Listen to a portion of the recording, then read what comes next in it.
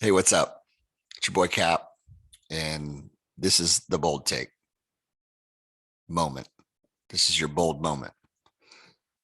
Had a few things that I wanted to get off my chest as we lead into another week of Jaguars football.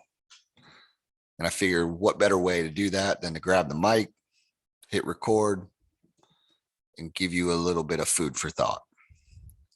So without further ado, this is my bold take. We are leaving 1 week here in the city of Jacksonville, the city that we all love, and entering a new one. Spent a lot of time out there the last couple of days around town, and I've seen a bunch of Bills fans. And it's made me think. It used to make me mad, used to frustrate me. I know what I'm going into tomorrow. I'm recording this on Saturday evening. Tomorrow, I'm going to get to that stadium. There's going to be a bunch of Bills fans. And there's going to be a bunch of Bills fans for a couple of reasons. One, it's a Rust Belt city that nobody wants to fucking live in. So over the last 30, 40 years, there's been a mass exodus. So you're talking about people who either grew up there and left, kept their sporting allegiances, or people who are the offspring of folks who have left that area and inherited the sporting allegiances. Either way, you can't argue with what the Bills fans are and what their fan base is. They're strong, they're passionate, and they are, in a lot of ways, unflappable. They've been around, they've been through the gutter, they've come out, and they're fired up about having a team that's competitive and that may compete for uh, the conference title or maybe greater. So I don't begrudge any of the folks that I see around town right now. But what it does is it does cause me to think.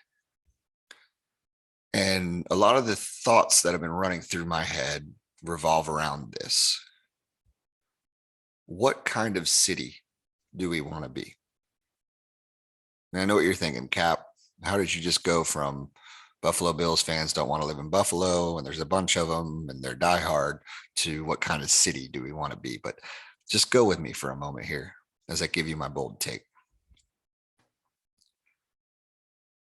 A lot has happened in the sporting world around town over the last 7, 8, 9 days. Not just sporting, but also culturally around town. And we hosted another successful Florida Georgia game. And I love Florida Georgia. I grew up a Gator fan. I've been to that game. I've been down to the stadium. I've been to the landing. I've partied my nuts off more times than I can remember. I don't want the Florida Georgia or Georgia Florida, whatever the hell you want to call it. I don't want it to go anywhere. I think it should always be here. I recognize the significance of that game to our city, to the people of our city, from a financial impact standpoint, from a cultural standpoint. What has always bugged me about that game and continues to do so as I leave last week is that for many in our city, that is the ultimate sporting event of the year. It is what we hang our hats on as a sporting culture here locally. And that bugs me for a lot of reasons. But chiefly among them, it bugs me because neither of the teams that play in it are ours. As close as we are to Gainesville, as many Gator fans or individuals who identify as fans of the University of Florida, as many of them that exist here amongst us and with us, the University of Florida is not ours. It's not Jacksonville's. The University of Georgia is certainly not Jacksonville's.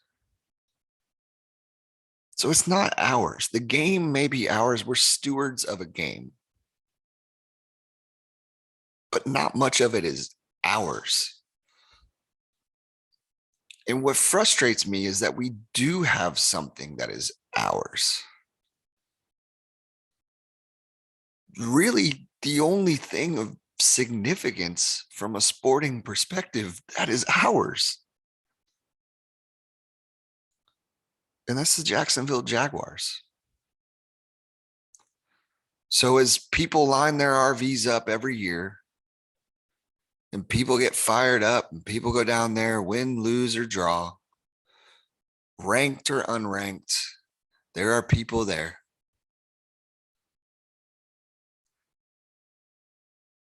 It never stops bugging me that we put such an emphasis on it. And maybe it's not that we put such an emphasis on it, because it is important and we want it here and everyone wants it here. Whether you're a Seminole fan or a Hurricanes fan or a fan of anything else that doesn't exist in the realm of the SEC or Florida or Georgia, everyone can acknowledge that it's good that it's here and we want it here. But Dallas has long hosted big games in the college atmosphere, whether it's the Cotton Bowl, the Red River rivalry, whatever it is. But that doesn't define the Dallas sporting culture. Nor should it define our sporting culture. It should be a piece of it. So I bring this up for a couple of reasons. One, it's not going to be the 40, 50, 60-year-olds. And shout out to any of you that listen to this or listen to the pod regularly that hear this. Chances are I know most of you and I love you. But it's not going to be the people of that generation that determine where we end up in the next decade or two as a local sporting culture, as a fan base.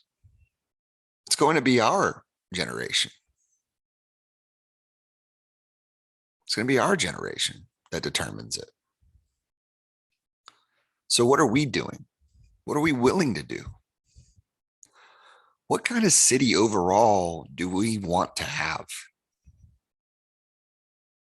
I want to have a proud city.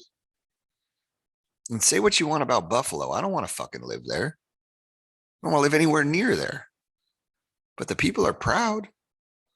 They're proud of where they're from, whether they're still living there or they are a transplant somewhere else. They're proud. They're a proud people. They're proud of where they came from, what it represents, what it means to them, and everything that represents where they're from. That's what we got to get to.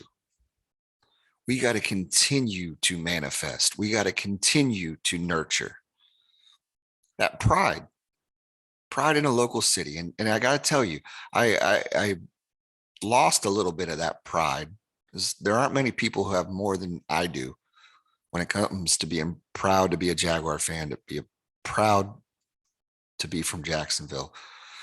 I lost a little bit of that this week with the city council vote to not remove that monument, the Confederate monument in the Springfield Park. And I know you're gonna say, Cap, that's political. That's you had me until you said that. Some of you may turn this brief vlog off at that moment, but to me, they go hand in hand. Because ultimately, what I'm getting at is being proud of our city. And this logo is our city. The choices we make as a populace define our city. So just some food for thought for those of you that are going to listen to this. I think we are doing better.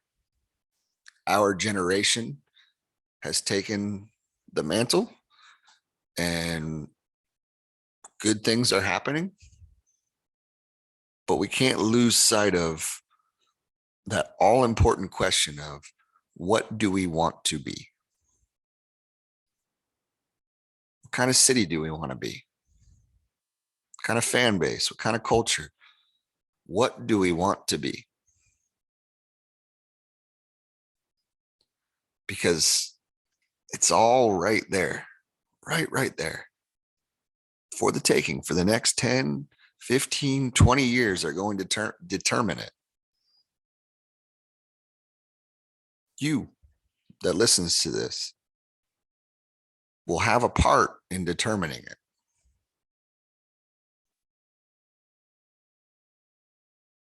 What do we want to be? Be proud, because the people who are in that stadium tomorrow wearing red and blue, they're proud. They're fucking proud. And they've been proud through good, the bad, the ugly. Proud of where they're from, proud of what those colors and that logo represent. The good, the bad. They're proud. It's okay, Jacksonville. It's okay to be proud. It's okay. It actually feels pretty fucking good. So I'm going to walk into that stadium tomorrow and I'm going to be proud. I'm going to wear teal and black. And at least until the whistle blows, I'm going to be proud of what I represent, what we represent, what this team represents. And that's our city. And that's us. And this has been your bold take. Till next time.